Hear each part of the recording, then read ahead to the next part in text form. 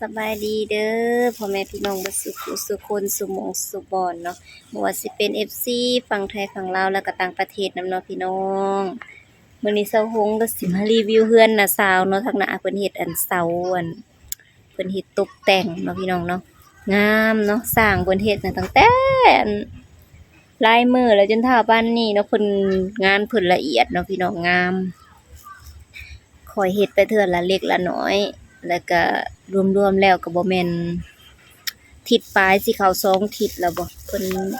เน้นคุณภาพเนาะบ่เฮ็ดแบบว่าปุ๊บปั๊บแล้ว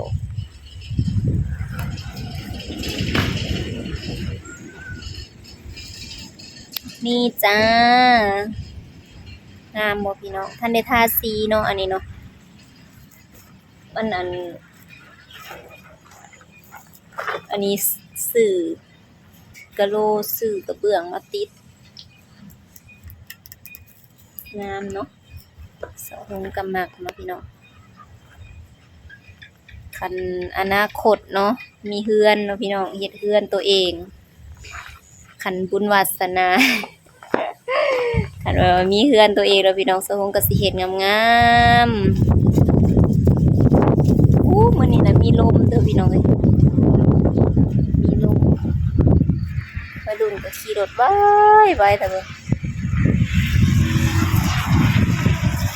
เบาต้นเด้อดีนะสะตวนเอ้ยไอ้ต้นเด้อไอ้ต้นนี่ขี่รถปืดวัยรุ่น3เสาทั้งหน้ากะ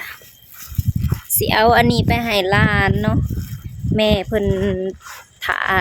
เสาหงส์เอามาให้ตั้งแต่หลายมื้อแล้วบริษัทเขาเจ้าก็บ่มาหั้งก็มามื้อนี้เนาะเสาหงส์ก็เลยสิเอาไปให้เพิ่นจ่ายเงินไว้ตั้งแต่3มื้อก่อนขายเหล็กลาวเด้อพี่น้อง400 ล้าน800 ล้านซื้อแน่บังหำได้สุกเห็น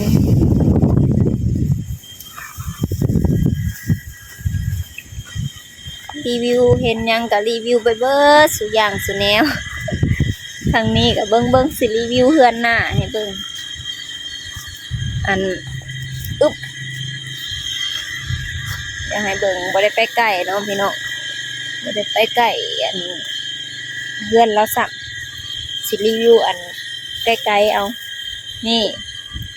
อันนี้ก็เป็นเฮือนน้องพลอยหั่นเนาะพี่น้องเนาะทางนี้ก็เราม่างออกครึ่งนึงแล้วสิเฮ็ดเฮือนให้น้องชายเนาะน้องสะหงส์พ่อของนางน้อยๆนะนาง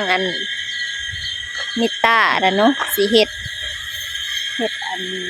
ข้างนี้เด้น้าบ่าวกำลังอยู่ขี้เหงื่อกำลังอนามัยเดินเนาะสะอิ่วเบิ่งคาบยังน่ะสะอิ่วฮะสะอิ่วดื้อมาโคมก็เดี๋ยวกูตีได้สะอิ่วไงขูดอ้ายขูดไอโดจนตาเป็นบาดแล้วก็น้องไปเฮ็ดงานอยู่กรุงเทพเนาะพี่น้องเนาะแล้วก็ฝากเงินมาเฮ็ดเฮือนเสียงใดก็จะแม่นดังจากร้านก็จะอยู่ไสแล้วบ่เสาหงส์ก็บ่อยากไปใกล้ปานใดเพราะเป็นวัดเนาะพอเพิ่นอูบ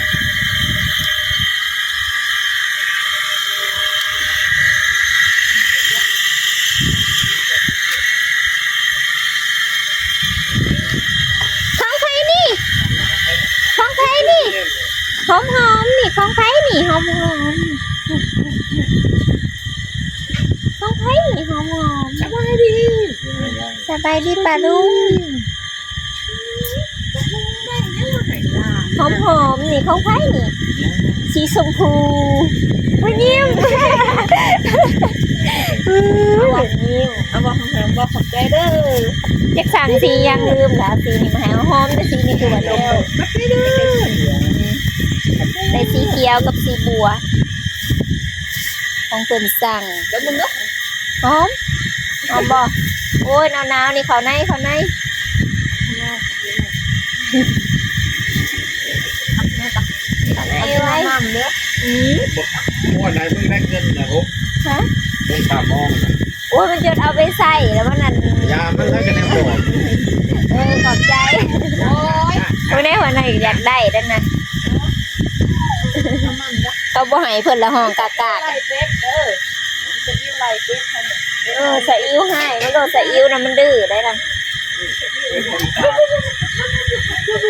เล่นทาย หอมชวนมันมีโครงการเฮ็ดสวนอีกแล้ว เออเกิดว่าเฮ็ดปลูกผัก ผูกกันลงน้ สะอิ๋วนะเป็ด ำเป็ดมันลงน้ำ ซื้อไก่น้อยมาเลี้ยงมันน่ะซื้อไก่น้อยมาเลี้ยง มันจะเอ็ดไก่ตีอันนี้นั่น อุ้ยไรเขานะมันผ่านยอดได้บักสะอิ๋วนะพวกมึงเนี่ยคนเพิ่นนั้นมีแต่หมากอันนั้นนะเต้ ลงน้ำ ตีนน่ะกะอันจนแหลอิ่มๆสิว่าได้ซะมันดื้อนี่เออซื้อกระสะอิ่วแล้วเนี่ยไล่เป็ดไล่ไก่ไล่จนเบิดมาล้มเนาะมื้อนี้ล้มแห้งเราดูพี่น้องเอ้ยหน้านะปลูกนั่นปลูกนี่ ปลูกออกกำลังกายก็มี บ่เห็นสำนักเคยแล่น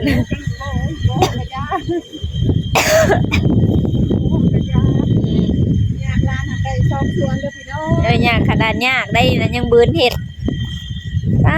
งามมะลิผักเรานะ ยากมันเป็นเรื่องอะไรแล้ว อืม แต่ถ้าไม่คนยากร้านนั้นเป็นบริยู ยังมันอยู่กุนๆได้อันพัก2 4 6 7นานผักบัว นี่ของคนชื่อ ก็แม่นเลยซื้อเขาวก็มัด1,500พุ่นเด้อไม่ว่าได้ถือซื้อก็ได้อืม ยากร้านอยู่เว้ย ผักบ่งกับปลูกเอง แล้วสิ ตัวจริงน่ะมันงามเนาะแต่กล่องสะฮงมันบ่ค่อยงามพี่น้องเอ้ย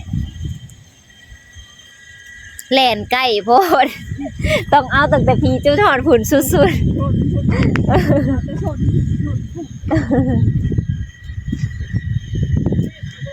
ส่วนน่ะก็มีบ่โอ้เครื่องเราอัดไว้ให้งัวพี่น้องมันจะ เอามาทำแล้วก็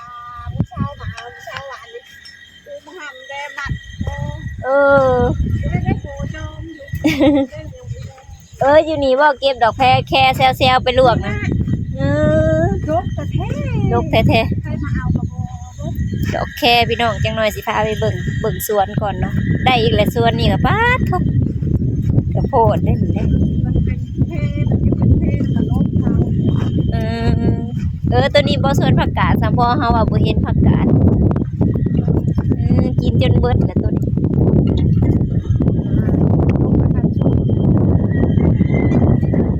ส่วนนี้นะคือปลูกแล้วก็ย้ายน้องเนาะพี่น้อง เบิดแล้วปลูกใหม่ โอ้ได้ประโยชน์ นี่ วานทีโพด ทาง ตัวนี้นะพักสลัดอันนี้พูดประกาศชอบนะไปเอ็นนานน้อยโพดชื่อมือนั้นน่ะอีสานน่ะบ่ได้ว่า ก็อันเด้บัดตัวนี้เบิดก็ย้ายตัวนั้นใหญ่ นี่นะคะเป็นกระหอมน้อยกระหอมน้อยตัวนั้นก็ได้เรียกว่าโพดสิบ่ออกบ่ได้เพราะว่ามันเป็นผู้โพโซขอออกกระหอมน้อยทันวานมา ก็เลยปนกัน ได้ แก่แล้วผักกาดก็ได้ปลูก เก็บแล้วไม่เอา โอ้ยเฮาบ่ปันได้หรอกกินนั่นเจ้าอันเจ้าเก็บให้นะก็มื้อก่อนน่ะก็กินทางมันแม่นมันขมอยู่บ่ มันบ่ได้ยกคมบ่ได้ เจ้าของไผสันมันก็กินอยู่มื้อนั้นน่ะ2-3ยอดเฮาบ่ได้ค่อยกินผัก มันเจออันตัวน้อยน่ะคม เออ อันนี้มันบ่ได้ยกคมบ่ได้เด้อ ซื้อกะแพงปลูกกินเองละใครแน่อัน อันผู้ได้นี่ แม่น คันนั้นเขาปลูกคายนั่นบ่จักฉีดยมฉีดยาเนาะ เขาอันบ้านอันนั้นนะเฉพาะ เร่ง เป็นเพศเขาว่านผู้ดิดานทางลุ่มแล้วเขาจะได้ว่านพัก เออ จังบุกินเขาว่า เขาเร่งเร่งให้มันงามเผาไปขาย เรื่องผู้เที่ยวแค่จังหวัดบุรีรัมย์แต่ว่านนะจังหวัดบุรี อู้ลมคักเลยดอกแค่ป้างามมาเลยดิกองกระพูนอยู่ทั้งหลุม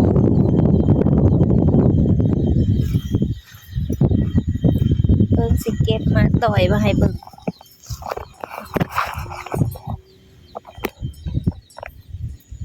อึ๊บ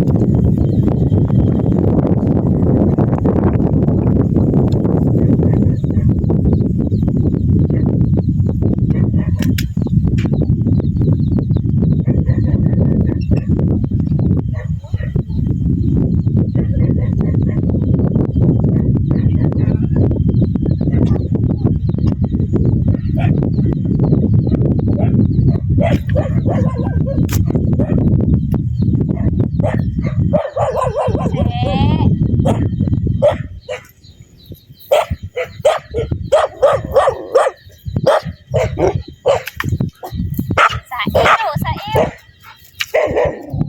เซสาอิว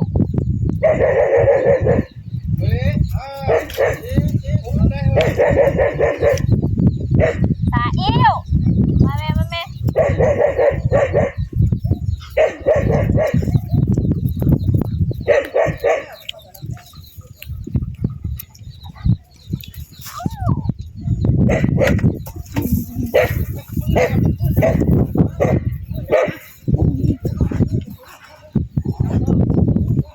พี่น้องดอกแคสะฮงไปต่อยมาหนึ่งนี้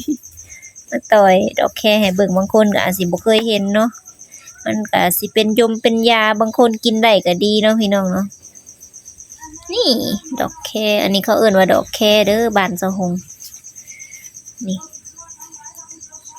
อึ๊บนี่เป็นดอกเอาเก็บมาให้แม่กินแกงทำไมไม่ใส่ได้บ่